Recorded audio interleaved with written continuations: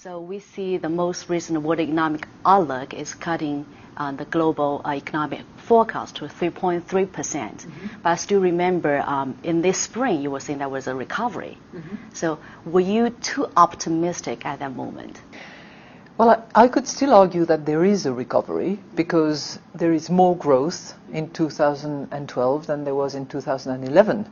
And in 2013 we will still see more growth than in 2012. That's the good news. The bad news is that it is quite tepid in some corners of the world and slower than we had thought in the emerging market economies.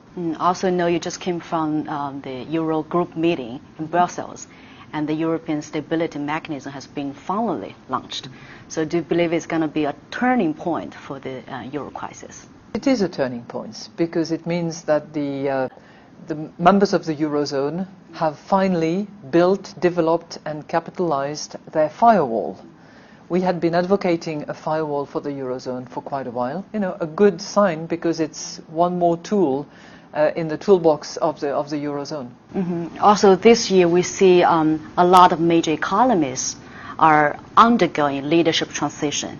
And do you believe it's accelerating or it's slowing down the economic recovery?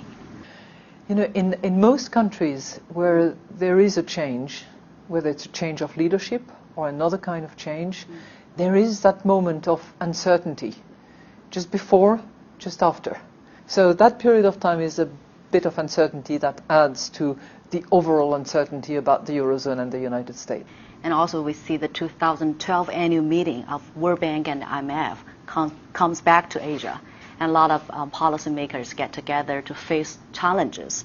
And how do you see the role of China in this? I think it is very important to have the Chinese delegation that is here in Tokyo, that participates in the meetings. I was this afternoon at the meeting of the G24, and China was very engaged and active in the discussion. It's important. China is a major partner, and I'm pleased to see that there is that representation and that participation of China.